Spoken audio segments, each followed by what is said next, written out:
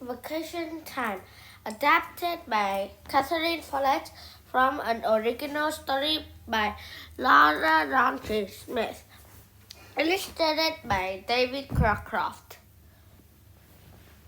Focus question: how do the hoppers' feelings change throughout the trip? The four hoppers woke up one bright June morning on the first day of vacation.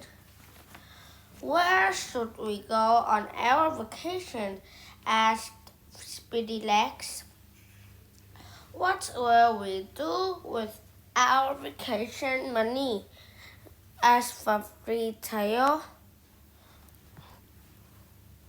Vacation money? Said Snubby Nose. And then he began to cry.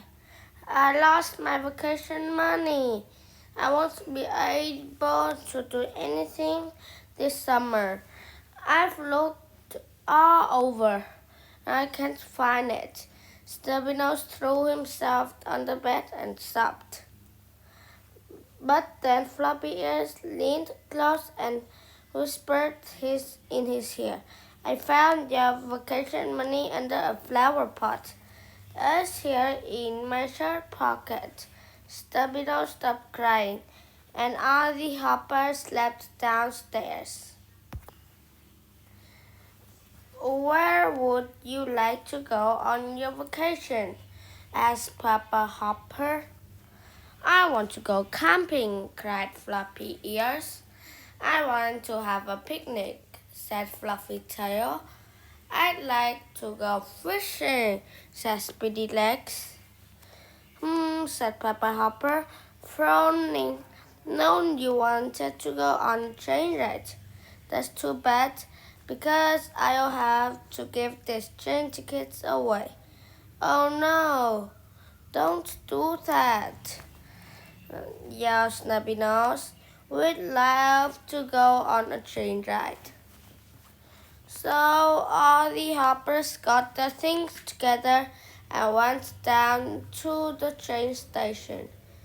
And there, waiting for them on the platform, was Grandpa Grizzly. Hello, hoppers, he said, waving. Aboard for the train ride. The hoppers and Grandpa Grizzly hopped aboard the train. They sat in their own special cabin, and with a chuck and a puff, the train was off. My, how fast we're going, said Mother Hopper. Look at the trees and house flying by the window, said Papa Hopper. Here we go over a high bridge, said Grandpa Grizzly. The train went far into the countryside, through the forest and fields and mountains. The four young hoppers sat with their noses pressed against the window. The train went faster and faster. The rails roared and the whistle blew. Suddenly, the train got very loud and everything pitch dark. It's a tornado, cried Speedy Legs. We caught under a thunderstorm, said Fluffy Tail. I think there was an explosion, said Floppy Ears. Snubby Nose got so scared that he began to cry. The other hoppers were afraid too. Don't worry, Snubby Nose, said Grandpa Grizzly. We're just going through a tunnel. But it was so dark and the train roared so loudly that Snubby Nose was still afraid. The tunnel won't hurt you, Snubby Nose, said Grandpa Grizzly. Grandpa Grizzly reached into his bag, took something out, and put it around Snubby Nose's head. Then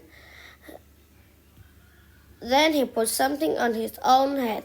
He flipped a switch, and a bright light shone from a snubby-nosed forehead. Then a light shone from Grandpa Grizzly's forehead. Grandpa Grizzly gave all the hoppers their own headlamps. "Let's pretend we're miners in the tunnel," said Grandpa Grizzly. Finally, Snubby-Nose stopped crying, and the other hoppers weren't afraid anymore. The hoppers went up and down the jog train with their headlamps on. Soon they saw a little light from a sign that said "Snack Car." Grandpa Grizzly followed the sign and disappeared in the snack car.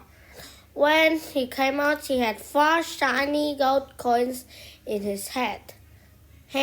"He must be in a gold mine," he said, handing a glittering coin to each of the hoppers. "Even better," said Chubby-Nose. "We're in a chocolate mine." The hoppers opened the gold wrappers on the coins, and inside were 4 coins made of